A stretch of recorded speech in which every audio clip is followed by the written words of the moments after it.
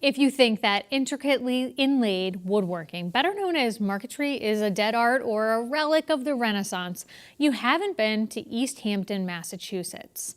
That's where you'll find master woodworker and fine furniture maker Silas Kopf. For over 30 years, Kopf has been turning out hand-cut marquetry marbles, some of which can be found in museums and private collections around the world. Producer Dave Fraser visited Kopf's studio recently and shares his story. Now I'm going to start to saw out pieces here. Marquetry is essentially the look of an inlay, but it's a slightly different technique. What's done is to take pieces of veneer, usually wood veneer, and piece them together like a jigsaw puzzle. And I want to add a piece of darker wood along there. And then that jigsaw puzzle gets glued on to a thicker backing. So it looks like the individual pieces of the jigsaw puzzle are inlaid into the surface, but in fact they're all part of the same matrix. In its own way, it goes back to Egyptian times, but the real birth of marquetry is in the Italian Renaissance. So I was interested in design, but at the same time I was interested in doing something with my hands. So I ended up getting an apprenticeship in an art furniture cabinet shop.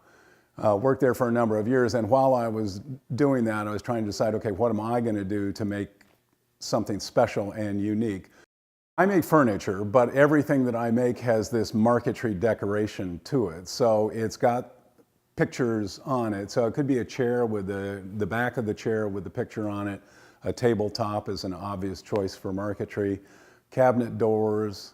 I've done several pianos where the rim of the piano is decorated with pictures. So let's pretend that this is the picture that I'm going to be working on, that I wanted to do this rabbit. And I want the rabbit to be kind of white. So I have picked out a bunch of lighter colored woods here. The woods come from all over the world because our New England woods are kind of beige for the most part. So, you can go from maple, which is a nice creamy color, to walnut, which is brown, and things in between. But if you want to get some really colorful woods, you've got to go to the tropics. And I'm going to focus on that ear right there. I go back and forth with the design of the object and the design of the marquetry. So I generally start with the marquetry concept and how's the picture going to fit onto that. Then sometimes the cabinet design has to get modified to fit the picture, or modify the picture to fit the cabinet. So it goes back and forth for a little bit until finally the design is set.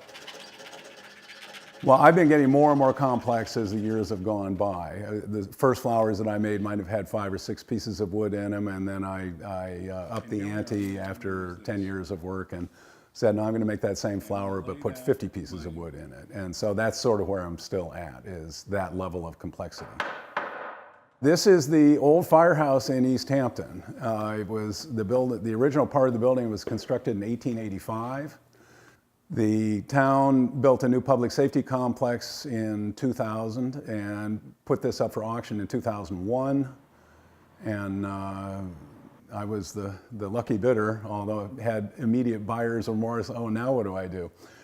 But it's turned out to be a great space for me. I like the big high ceilings, the nice light that's in here, and I like the idea of taking care of this important building. I think it's a really beautiful building and important to Easthampton to have this in good condition. The center door has the rest of the goose on it. I would like to think that my furniture, if it were stripped of the marquetry, would still be an interesting object, or vice versa, if the marquetry was just done to hang on a wall, that too would be interesting. But combining the two elements it's not totally unique to me. There's other people who are doing it, but it's a pretty small number of people who are doing that. Starting with raw lumber and cutting it up and refining until finally you get this unique object that hopefully at the end you can stand back and say, I'm proud of that.